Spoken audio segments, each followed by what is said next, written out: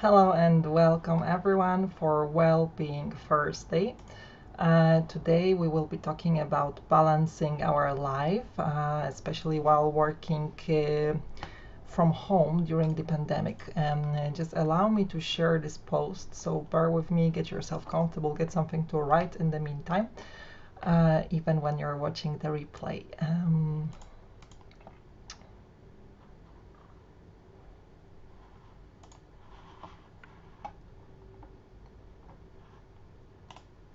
While working from home during the pandemic, just allow me to share.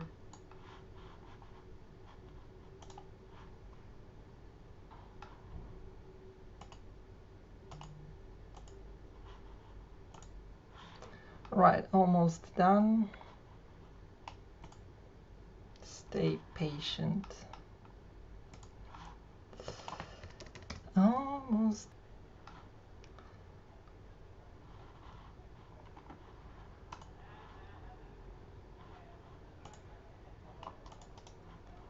Okay.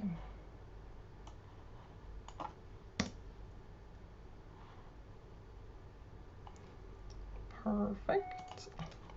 And a few more places. I mean, not few, just maybe one or two more. So, welcome everyone. My name is Katarzyna Richter. I'm Wellbeing Strategist based in London.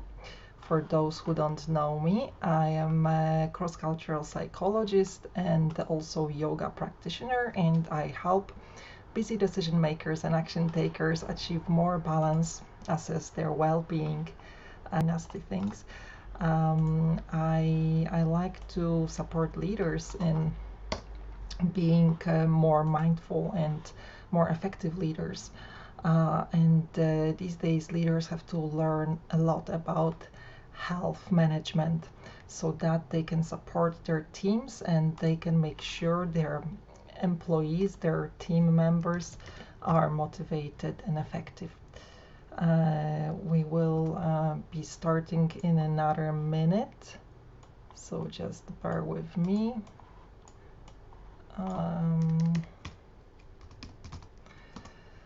This live is going to take around 20-25 minutes, depending how many questions you will have. Of course, you can write it down if you're watching, or you can send me a message. I have also included the link to scheduling a call with me if you like to talk on a more personal base.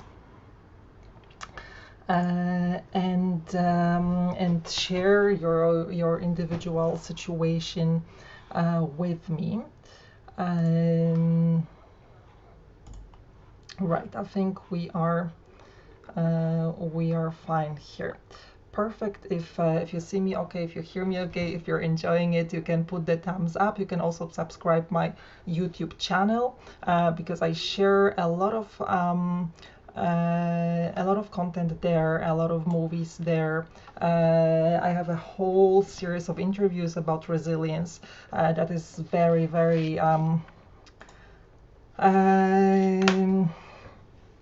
very important topic now during this year as well. All right, so let's start. Once again, welcome everyone. Thank you for being here with me. Welcome to Wellbeing Thursday.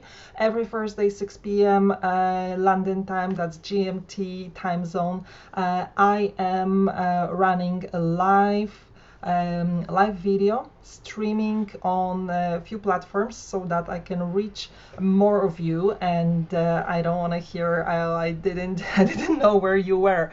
Okay, I am on Facebook what it is.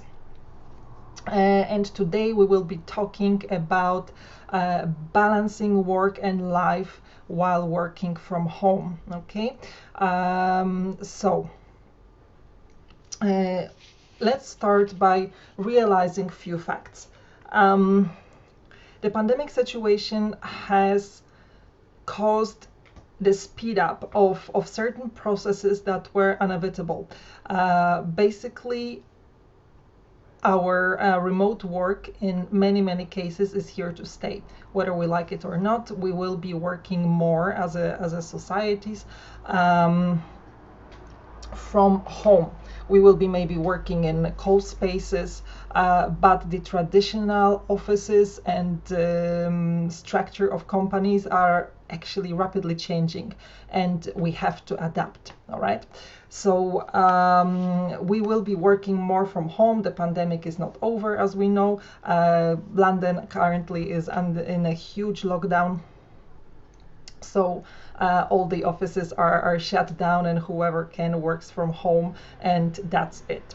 So a lot of people are overwhelmed. I've been hearing the feedback of like, oh my God, I'm so tired of juggling homeschooling and work, and I don't have time to look after myself. I don't know how to stay organized. I don't know how to do it, how to make it. I'm just tired thinking of it, etc.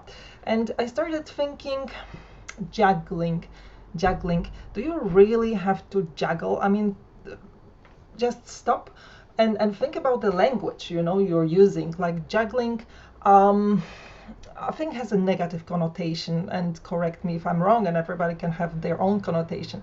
But I think if you focus on balancing is much more smooth. It's much more relaxed way of perceiving this situation, and also looking for like a solution in it. Okay, looking for the outcome. I want to have a balanced life. I want to have nice smooth life where I have under everything under my control. So how to do it, how to achieve it. And in order to achieve it, we need to start we need to see what is standing on our way, what is disabling us to have such balanced life. All right. And frequently you say that, oh, it's the homeschooling, it's the children. I have to start the homeschooling at like I think it's 8:45, and I have to be there really for my child, and then my husband is sick, then I have to cook lunch, and then I don't even have time to look after myself, etc., etc. That's the reality, right? And we will not change the fact that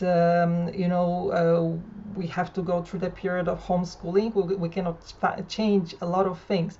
So first of all, shifting our attention into what we can control, what we can change in order to manage this situation better. Shifting perception will allow us to be more in control. Second thing is the second factor that is standing in our way of becoming more balanced and more grounded and happy and organized and effective, right, is the way we think. They're our thoughts. So frequent times, I mean, I'm working with it on a daily basis. Okay, this is my field, right? But as a well-being strategist, I help people overcome the unsupportive beliefs, but they are so negative, and they create such a negative impact in people's lives. All right, so what are the limiting beliefs? These are basically ideas that are deeply rooted oftentimes in our subconscious part of our mind, and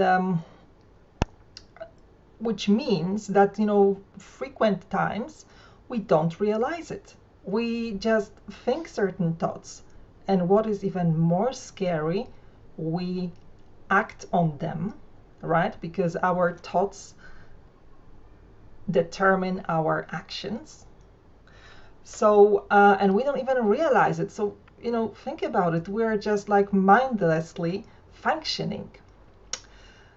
That's why we just have to stop, take a few breaths, and really examine it. Really examine what are the thoughts that you're thinking, what are the stories that you believe. And real clients, I said like, okay, what is stopping you? What is the issue? What is the problem? What is it that you want to talk about? They open up and they start, and it's like, oh, I don't feel good about myself because I'm not sure if I can make it, because everybody is better than me, and everybody's judging me, and everybody's thinking this about me. And I'm like, you know what? You have so many unsupportive, limiting beliefs. No wonder you cannot function normally. You cannot function in a balanced and healthy way. I mean, look at this. What you're basically doing to yourself subconsciously. It's like having a very, very heavy backpack. Imagine you are going for a long trip. Let's say you have embarked on a train journey, and you have a backpack full of heavy stones. Each stone is basically limiting belief. That it's not even yours. Somebody has put it there. And it could be, your parents. Maybe they criticized you when you were young.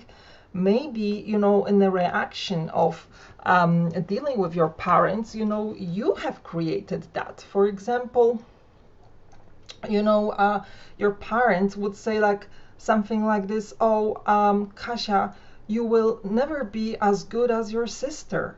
Or, oh, other children are better, or why can't you do better? Why can't you do it like Anya or like somebody else? And then poor little Kasia or whoever else is thinking like, shit, I'm not good, I'm crap. I'm never gonna be as good as others, And it stays with you your entire life, and you are just in this backpack that you're carrying on the journey of your life.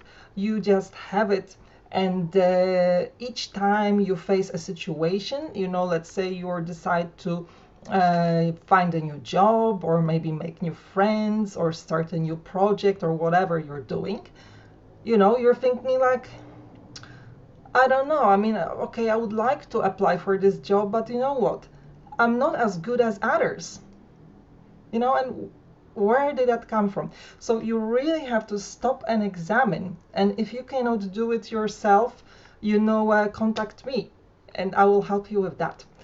Contact our mental health professionals. They will help you with that. But do something about it, because it's going to be super hard for you to be organized, to be efficient. A lot of people learn different, because you might think like, okay, it all comes down to time management, right? I want to be organized, I'm going to learn techniques. And yes, there are techniques out there, and there are people who they learn a lot of them. And they are masters in theory of those techniques. But when it comes to implementation, something stops them, or they are just not so effective. Why? Because of your limiting beliefs. So this is just the first thing that you have to, this is the first step that you have to take in order to really be balanced and effective. Without it, okay, it will not really work. Let's put it this way, okay? So, what is standing in your way of having a balanced and happy and radiant life? Your limiting beliefs, your stones. You have to stop, take the backpack off, and throw out the stone one by one. And when you are examining, because you see there's a lot of them, a lot of those limiting beliefs, you have to start from the smallest stones, or maybe the ones that you have been carrying for the shortest amount of time, or maybe the ones that you are ready to let go. Something that is the easiest, okay? Start from something that is easiest to let go. So there's few ways if you want to even try it yourself. And I'm gonna give you those tools so you can just try it on yourself. Just stop. Let's say you have a limiting belief that I don't know, nobody likes me, or my friends think that I'm not organized. Okay, let's talk about being organized here. My friends think that I'm not organized. Why? Why do you think? Okay, first of all, ask yourself, is it mine? who does it belong to? Meaning, like, whose bloody idea was it that I am not organized or as organized as others? Whose idea was it? Okay, is it mine? Okay, if you assume it's yours, where did it come from? When in your life you started believing that it's true? And when you start digging, you might find it yourself, or when you're working with professionals, sometimes it's just like, in instant. It's instant, and you say like, wow, I've been told that by my mother, but it's not true. So really examine it. Really examine it. Just the simplest way is to ask, where did that thing came from, and is it true? And really think about it. You might want to meditate with it. You might want to go out for a walk and just think about it. You might want to talk with your friends about it, and just see what your friends will say, or maybe your partner, or maybe your parents, or maybe your friends, your therapist, whoever. But really examine this idea in order to get rid of it. Okay? Sometimes it's just instant. You realize like, shit, it's, first of all, it wasn't my idea. I've been told that by my parents, because they wanted me to be perfect, or whatever, or maybe they had their own frustrations that they were taking out on me, or life is like that. And then basically, ask yourself, do you want to function this way? Do you want to function carrying this stone with you that is dragging you down? Okay. And when you decide that you don't want that stone, you don't want that limiting belief, you just throw it out. Okay? Now, and then you can start planning and learning all the organization techniques and whatever. And I want to talk now about the energy management, right? There is a concept in social sciences that talks about, okay, time management is one thing, but actually managing your energy. Okay? So what can you do in order to determine how to manage your energy? Well, first of all, see when is your optimal level of energy. Okay, I am, for example, a morning person, and whenever I have things that require my focus and thinking, I always schedule them in the morning. If I have an article to write, if I have a strategy to create, if I have anything like action plan for my clients, for setting up well-being strategy, it's scheduled in the morning. Okay, so I just block out my calendar, and I reserve time for that. Now, doesn't apply to me, but other people, for example, they have homeschooling, they have children, and then what? It doesn't mean that you cannot get anything done. See what your children can do without your help. Set the rules, okay? Because if you have, let's say, your children interrupting you when you are trying to work while they are supposed to be doing something else, just set clear rules and explain why you're setting it, okay?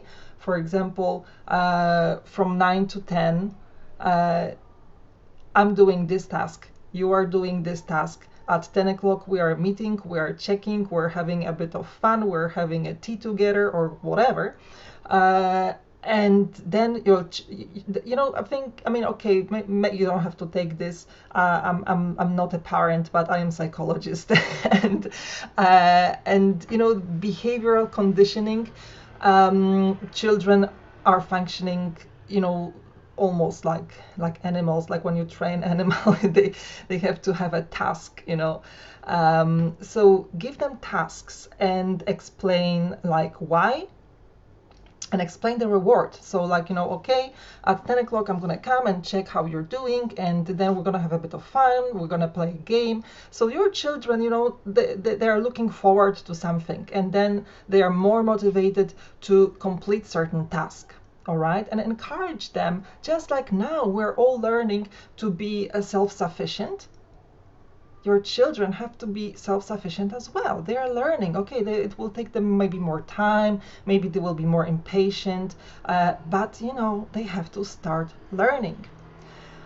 So try this and let me know whether it works. And so managing your energy. Another technique in managing energy that I want to share is determining what the energy sappers are. What saps your energy? What drains your energy?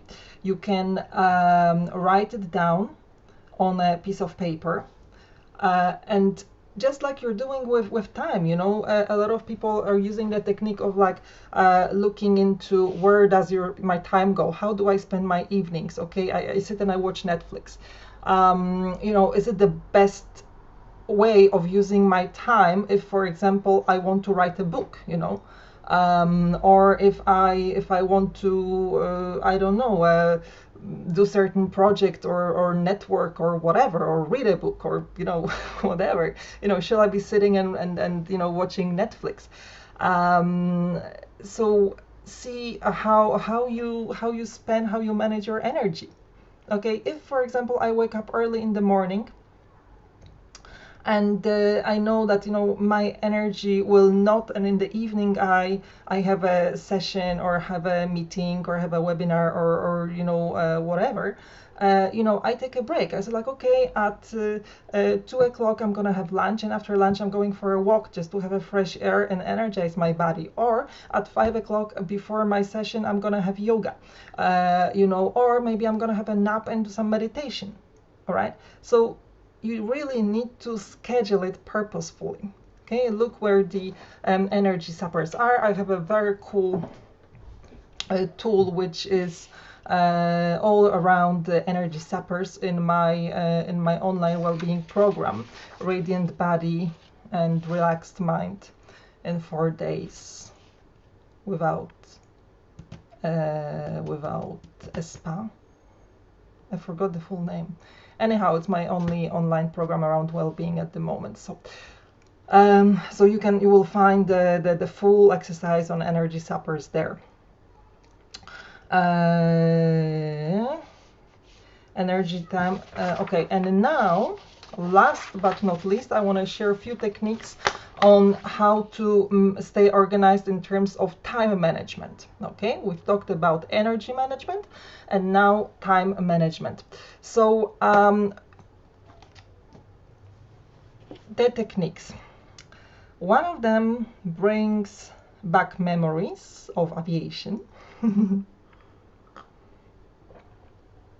And it's this is a checklist. Okay, in the airplane, the pilots and the cabin crew, they all have checklists. For example, the pilots, they have a pre-flight sequence, and they basically, the first officer reads, or the captain reads, the checklist. You have it like written one by one, everything that has to be checked before takeoff, and the co-pilot basically physically checks. Okay, it's like, I don't know, level of the fuel checked, temperature of the engines or whatever checked. The same cabin crew. Why? Because there's no room for error in aviation, because it's all about safety. Okay,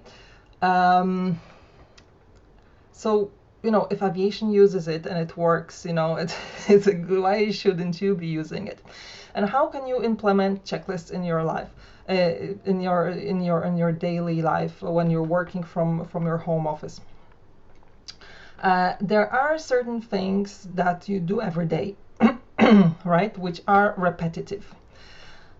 In my case, for example, let's say if I do launch of a new product, right? I write an ebook or I create a course, and then I have to do a launch. And maybe I will be doing launches a few times a year, or maybe I will be doing it every month. Doesn't matter. I will be doing it on a regular basis. So if I'm doing something on a regular basis, and I create a checklist, I don't have to each time go back and remember like, oh, what was I supposed to do and in which order, or no, let me go back and check it in my books or my notes, or where are my notes, how, and it just takes a lot of time. If you have a checklist, like, okay, campaign launch, what do I need to do? I need to, I don't know, set up ads campaign. I need to create artwork. I need to change the profile picture. I need to create live video. I need to create, materials, whatever. So, it's just, okay, it's there. I know in which order it goes. And it's just so much easier and faster. And it can go for very simple repetitive tasks that you're doing. Just test it. It might be for, let's say you're learning how to cook. Just go step by step. Like, I don't know, first you need to do the shopping the shopping list, because you need to have the right ingredients. And then you have to, I don't know, chop vegetables. Then you have to, start boiling them, put the pan, and whatever. So just do a checklist, right? So that's one of the techniques I would recommend. Another one, this is for those who think that I don't have enough time, and it's just I don't have time for anything, and there's too many things to do. You create another type of checklist, which is called 5, 10, 15. And it's just an example, but it's a very good exercise of staying organized. So basically, you write down all the tasks that you can do in 5 minutes. If 5 minutes is too challenging and you think like, oh, there's nothing I can do in 5 minutes, actually there is. Let's say you are promoting your business on social media. You have 5 minutes. In those 5 minutes, you can basically create a story and put it on the channel you're using. So in 5 minutes, what else? Maybe you can just write down your goals, or go through your goals, or maybe you can repeat your affirmations, and or do something very simple. Then 10 and 15 minutes. So even if you have very little time, you pull out your little checklist, and you see, okay, I have 5 minutes or 10 minutes now. What can I do? And once you start writing down this list, you will be surprised how many things you can do in a little time. And then you get used to doing it, and you will realize oh, even though I have just this amount of time, I can still do something and get things out of the way. You can still complete things. So it can be really fun, because you are almost in a competition. I don't like this word, but you really evaluate yourself of how effective you can be in such a little amount of time. Maybe you can just read a chapter of a book, or maybe you can do a breathing exercise. Something recently, for example, I've learned that my diaphragm was contracted. And I never thought fact diaphragm can get contracted. I didn't even realize. And the therapists have showed me the exercise, how to stretch it. And it's basically certain type of breathing. And how long does it take to take a few breaths, right? But just practicing a new technique, taking time, 5 minutes is more than enough. In 5 minutes, you can do some stretches in the office. You can do yoga in the office. You can do neck hammock, so you can stretch your neck in the office. So, you know, there's a lot of things you can do. Maybe you can, well, 5 minutes, maybe no, but if you have maybe 15 or 30 minutes, maybe you can listen to a podcast or watch a TEDx. You know, TEDx are usually 20 minutes. So, you know, just be more mindful about what you can do in a little amount of time, and create your own list so that, you know, you remember, or you can just pull it out and you can check, okay, I have 5 minutes, I have 20 minutes, what can I do? And just see how it will work. So managing time, managing your energy, brilliant. And don't forget to take breaks, energizing breaks, just to stretch your body. Don't sit in one position for many hours, because it's just not very supportive. Okay, my wonderful well-being aware people. That's all from my side on Wellbeing Thursday. Thank you so much for watching. If you have any questions, you can pop me a message. You can schedule a clarity call. During those clarity calls that are absolutely complimentary, we can get to know each other a little bit better. I can familiarize you with what well-being is. You can familiarize me with your situation, and we can brainstorm together in a more radiant, relaxed, and balanced way. What else? I'm gonna see you next Thursday, so stay tuned. Let me know if you liked it. If you didn't, it's okay. It's okay. You don't have to, you know. Subscribe the channel on YouTube, and have a wonderful evening or day wherever you are. Let's catch up next week, and I'm also preparing something bigger. It's going to be a longer masterclass, around 2-hour one, but it's going to be in February, so I'm going to tell more about it on my next week. And follow me on LinkedIn, on YouTube, on Facebook. So many social media, crazy, right?